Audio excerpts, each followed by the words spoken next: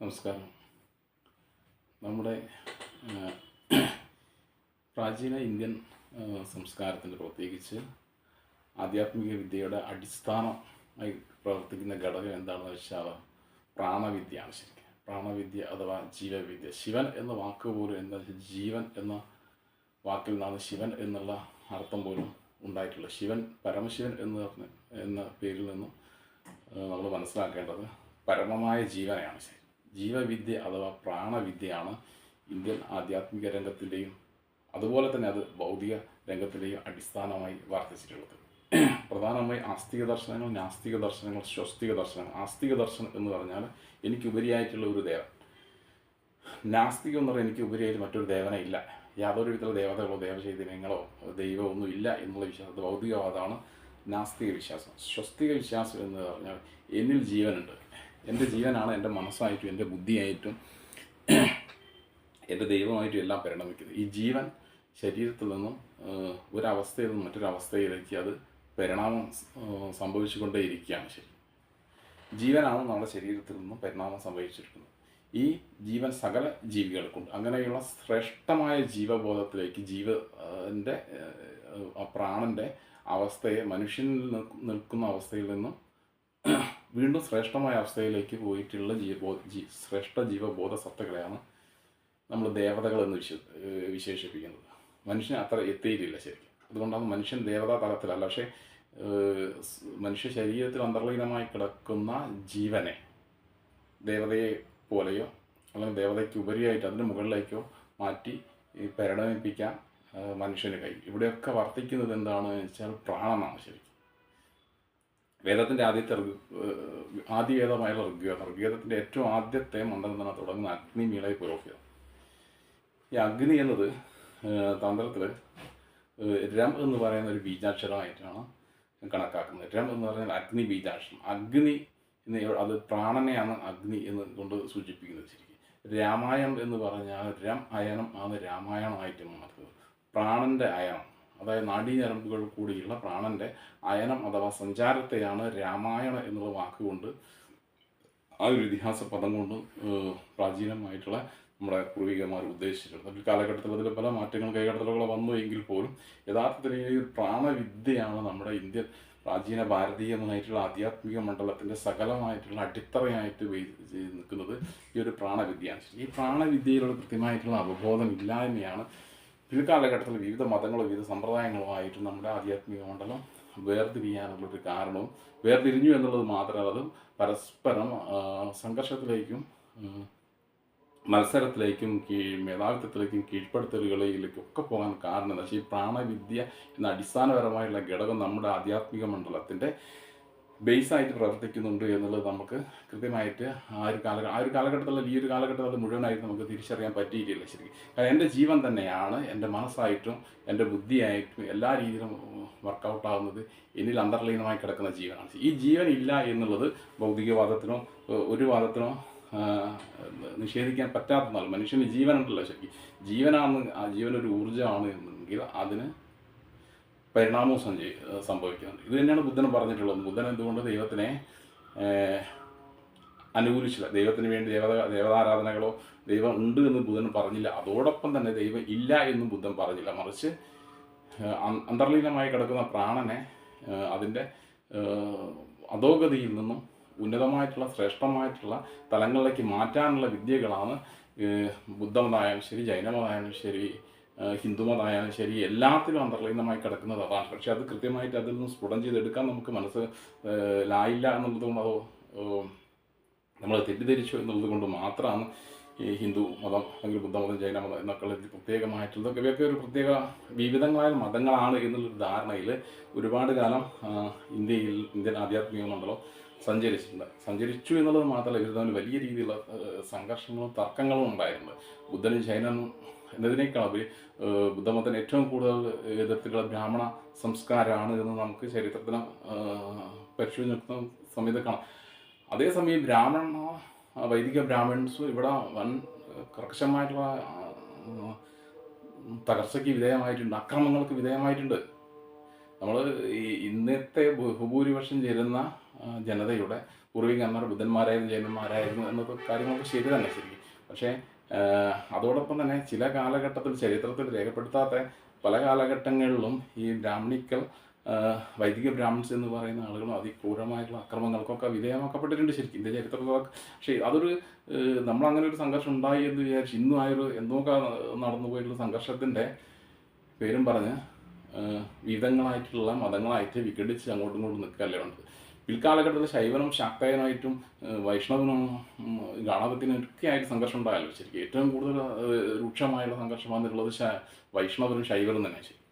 ഈ ഒരു അടുത്ത കാലഘട്ടം വരെ തന്നെ ശൈവ ബ്രാഹ്മണരിൽ നിന്നും വൈഷ്ണവരാണ് വിവാഹം പോലും കഴിച്ചിരുന്നില്ല ശരി. അന്നേരം അത് ഓരോരോ കാലഘട്ടത്തിന് അതിൻ്റേതായിട്ടുള്ള സംഘർഷങ്ങൾ അതിൻ്റെ പൊളിറ്റിക്കൽ വാശമായി ചിന്തിക്കുന്ന സമയത്ത് നമുക്ക് കാണാം. അത് സ്വാഭാവികം തന്നെ ശരിക്കും. പക്ഷെ അതിൻ്റെ ഒരു പേരിൽ നമ്മൾ മൊത്തം ഇന്ത്യൻ ആധ്യാത്മിക മണ്ഡലത്തിന് ഒരു നെഗറ്റീവായൊരു വശത്തിലേക്ക് നമ്മൾ എടുക്കരുത്. കാരണം പറയാൻ കാരണം എന്താണെന്ന് വെച്ചാൽ ഈ ഒരു കാലഘട്ടത്തിൻ്റെ പ്രത്യേകതകൾ എന്നതിനേക്കാൾ ഉപരി ഇത് ഈ ഒരു രീതിയിൽ തെറ്റായിട്ട് പൂർവ്വകാലത്ത് തന്നെ എടുത്തിട്ടുണ്ട്.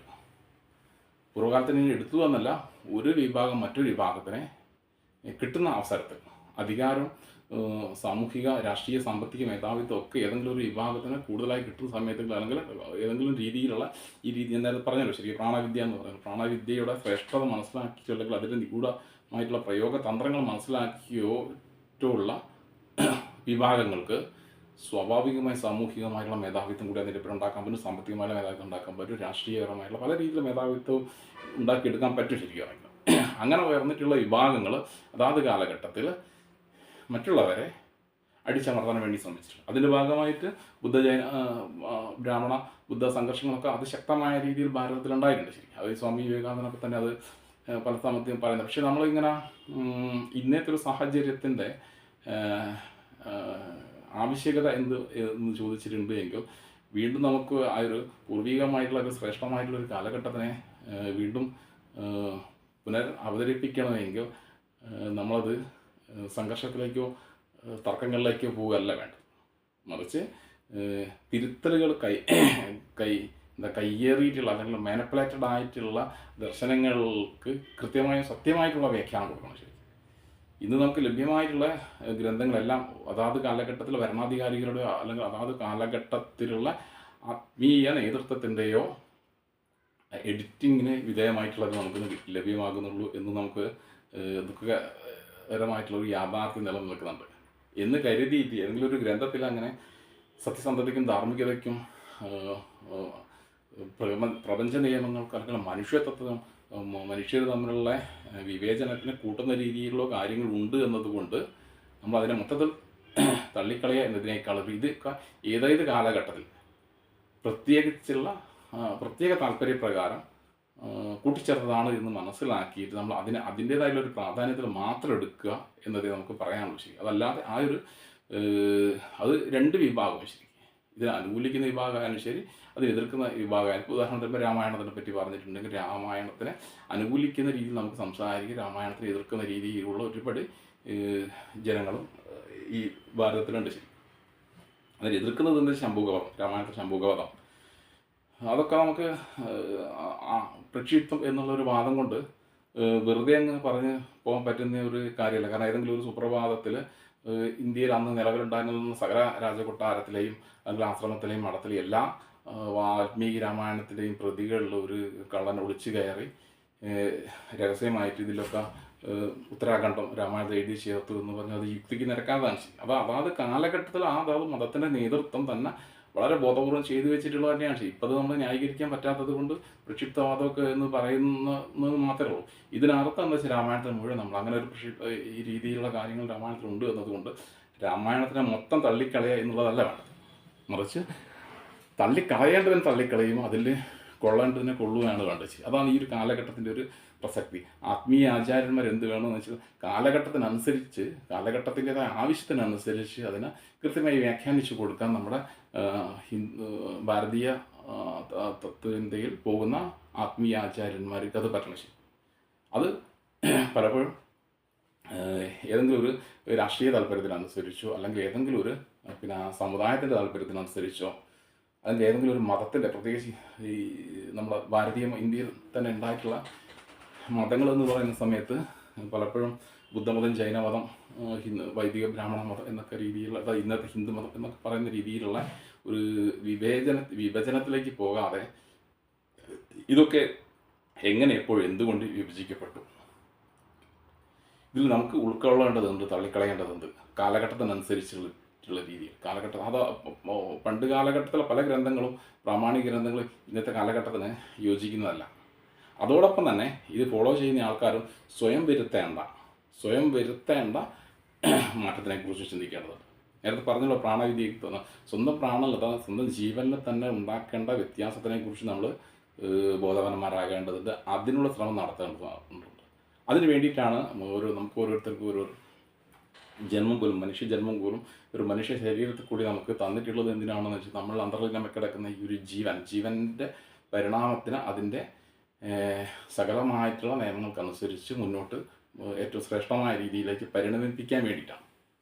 അവിടെ ലഭ്യമായിട്ടുള്ള ജീവനെ പഞ്ചമകാരങ്ങൾ എന്നൊക്കെ പറയുന്ന അതിൻ്റെയൊക്കെ ദുരുപയോഗത്തിൽ കൂടി, മദ്യം, മത്സ്യം, മയക്കുമരുന്ന് എന്നൊക്കെ അല്ലെങ്കിൽ അമിതമായിട്ടുള്ള ആസക്തികളിൽ കൂടിയൊക്കെ സഞ്ചരിച്ച് ഈ ജീവനെ ദുരുപയോഗം ചെയ്ത് നശിപ്പിക്കുന്നതിന് പകരം ആ ജീവനെ, നമ്മുടെ ശരീരത്തിലുള്ള ജീവനെ അതിൻ്റെ ശ്രേഷ്ഠ തലങ്ങളിലേക്ക് മാറ്റിയെടുക്കാനാണ് നമ്മൾ ശ്രമിക്കേണ്ടത്.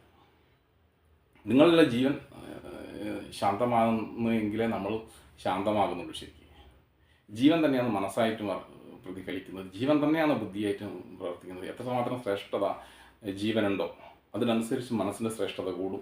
അതിനനുസരിച്ച് സ്വന്തം ബുദ്ധിയുടെ ബോധമണ്ഡലത്തിൽ വരുന്ന വ്യത്യാസത്തിൻ്റെ ആ ഔന്നത്യത്തിനും മാറ്റം ഉണ്ടാകും. അതുകൊണ്ട് തന്നെ ബുദ്ധൻ അല്ലെങ്കിൽ ബോധിസത്തൻ എന്നൊക്കെ പറയുന്നത് എന്താണ്, ശ്രേഷ്ഠമായ ബോധത്തിലേക്ക് എത്തിയിട്ടുള്ള ആളുകളാണ് ശരിക്കും. പരമശിവൻ എന്ന് പറഞ്ഞാൽ പരമമായ ജീവനാണ് ശരിക്കും, പരമബോധമാണ് ശരിക്കത്. അത് എന്തായാലും ശരി, ബ്രാഹ്മണൻ എന്നുള്ള വാക്കിന് ബോധി എന്നുള്ള വാക്കും ഏകദേശം ഒരേ അർത്ഥം തന്നെയാണല്ലോ. പക്ഷേ ഇന്ന് നമ്മൾ കേൾക്കുന്ന സമയത്ത് ബ്രാഹ്മണൻ എന്തോ മറ്റൊരാളാണ്, ബുദ്ധൻ അല്ലെങ്കിൽ ബോധി എന്ന് പറയുന്നത് വേറെ ഏതോ തലത്തിൽ നിന്നിട്ട് പരസ്പരം അങ്ങോട്ടും ഇങ്ങോട്ടും സംഘർഷം അടി ഉണ്ടാക്കേണ്ട ആളാണ് എന്നുള്ള രീതിയിലേക്ക് നമ്മളുടെ കാര്യങ്ങൾ പോകുന്നത് ആശ്വാസമല്ല ശരിക്കും. അവിടെ സത്യസന്ധമായ രീതിയിലുള്ള വ്യാഖ്യാനങ്ങൾ, കാലഘട്ടത്തിനനുസരിച്ചുള്ള വ്യാഖ്യാനങ്ങളും കൊടുക്കാൻ ആത്മീയ ആചാര്യന്മാർക്ക് കഴിയണം. ആത്മീയ ആചാര്യന്മാരും പുരോഹിതന്മാരാണ് സമൂഹത്തിനെ കൃത്യമായിട്ട് നയിക്കേണ്ടത്. അങ്ങനെ നയിക്കുന്ന ആൾക്ക് ഈ ദാർശനിക സൈദ്ധാന്തിക തലത്തിലെങ്കിലും സത്യസന്ധത പുലർത്തേണ്ടതുണ്ട് ശരിക്കും. അത് ഗഹനമായുള്ള പഠനങ്ങളൊക്കെ നടത്തുന്ന ആത്മീയാചാര്യന്മാരും ഗുരുക്കന്മാരൊക്കെ ഉണ്ട്. ഒരു ആത്മീയാചാര്യൻ എന്ന് പറഞ്ഞാൽ ക്ഷേത്രപൂജാരിയാണ്, തന്ത്രിയാണ് എന്നുള്ള വിചാരിക്കരുത് ശരിക്കും. അത് ക്ഷേത്രതന്ത്രവും കാര്യങ്ങളൊക്കെ അത് മറ്റൊരു വശമാണ്, നമ്മുടെ സംസ്കാരത്തിൻ്റെ മറ്റൊരു പ്രധാനപ്പെട്ട ഒരു വശമാണ് ക്ഷേത്രതന്ത്രം. അതുപോലെ തന്നെ പൂജാവിഷയങ്ങൾ, അതൊക്കെ നമുക്ക് പിന്നീട് ഉള്ള കാര്യങ്ങൾ സംസാരിക്കും ശരി. ഇത് പറഞ്ഞു വന്നത് എന്താണെന്ന് വെച്ചാൽ, പ്രാണവിദ്യ അഥവാ ജീവവിദ്യ, പ്രാണൻ്റെ ആ പരിണാമം, പ്രപഞ്ചത്തിൽ നടക്കുന്നത് മാറ്റമാണ് നടക്കുന്നത് ശരി. നിലവിലുള്ള അവസ്ഥ എന്ന് പറഞ്ഞാൽ അത് അനിശ്ചിത, ഏതൊരവസ്ഥയാണ്, ഇപ്പം നമ്മൾ നിൽക്കുന്ന ഏതൊരവസ്ഥയാണ് ശരി, നമ്മുടെ ശരീരത്തിൻ്റെ അവസ്ഥയാണ് ശരി, നമ്മുടെ മനസ്സിൻ്റെ അവസ്ഥയാണ് ശരി, നമ്മുടെ ബുദ്ധിയുടെ അവസ്ഥയാണ് ശരി, നമ്മുടെ സാമ്പത്തികമായിട്ടുള്ള, നമ്മുടെ ഭൗതികമായിട്ടുള്ള അവസ്ഥകൾ, എന്തവസ്ഥകൾ എന്താണോ അതിന് അനിശ്ചിതത്വമാണ് ശരി.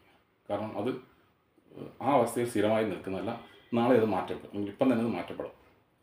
അതൊരു പ്രപഞ്ച നിയമമാണ് ശരി. അതിനാണ് സനാതന നിയമം, സനാതന ധർമ്മം എന്നൊക്കെ പറയുന്നത്. ഈ ഒരു പ്രപഞ്ച യാഥാർത്ഥ്യത്തിനെയും ഒരു പ്രപഞ്ച നിയമത്തിനെയാണ് പറയുന്നത് അല്ലെങ്കിൽ പറയേണ്ടത്.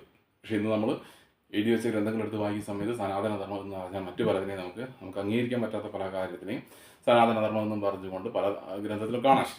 പക്ഷേ യഥാർത്ഥത്തിൽ എന്താണ് സനാതനധർമ്മം എന്നുള്ളതിനെക്കുറിച്ച് നമ്മൾ ചിന്തിക്കേണ്ടത്, ചിന്തിക്കേണ്ടതെന്നുള്ളത് മാത്രം അത് നമ്മളെ ജീവിതത്തിൽ പ്രായോഗികവൽക്കരിക്കാൻ കൂടി ശ്രമിക്കേണ്ടതുണ്ട്. അവിടെയാണ് രാമായണം എന്നുള്ളത്, ആ കഥ എന്നതിനേക്കാൾ ഉപരി അതിൻ്റെ അർത്ഥം തന്നെ ശരി, അതിൻ്റെ ആന്തരികമായിട്ടുള്ള അർത്ഥം, രാമായണത്തിൻ്റെ ആന്തരികമായിട്ടുള്ള എന്തുകൊണ്ട് രാമായണം കർക്കിടക മാസത്തിൽ തന്നെ വായിക്കുന്നു.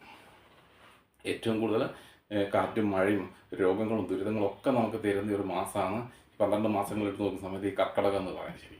അവിടെ പ്രാണവിദ്യ, പ്രാണൻ സ്വന്തം ശരീരത്തിൽ അന്തർലീനമായി കിടക്കുന്ന പ്രാണൻ്റെ സംരക്ഷണവും അതിൻ്റെ ശ്രേഷ്ഠതയും അതിൽ നശിച്ചു പോകാതെ ഏറ്റവും കൂടുതൽ ശ്രദ്ധിക്കേണ്ട ഒരു കാലഘട്ടമാണ് ഒരു വർഷത്തിലുള്ള ഈ 12 മാസത്തിലെ കർക്കിടക മാസം എന്ന് വരുന്നത്. അതുകൊണ്ടാണ് രാമായണം ഇത് കൂടുതൽ എന്താ പറയുക, നമ്മളിങ്ങനെ ഒരു പുസ്തകം എടുത്ത് വെച്ചിട്ട് ജപിച്ചുകൊണ്ടിരിക്കുക എന്നുള്ളതൊക്കെ അതിൻ്റെ പ്രാഥമികമായിട്ടുള്ള പഠനങ്ങൾ മാത്രമാണ് ശരിക്കും. പിന്നെ അതിൻ്റെ അന്തരാളങ്ങളിലേക്ക് നമ്മൾ പോകുന്ന സമയത്താണ് അത് ശരീരത്തിൽ തന്നെ കിടക്കുന്ന പ്രാണനാണ്, ജീവകലകളാണ്. ഈ ജീവകലകളെ ശ്രേഷ്ഠപ്പെടുത്തേണ്ടതുണ്ട്, ശക്തിപ്പെടുത്തേണ്ടതുണ്ട്.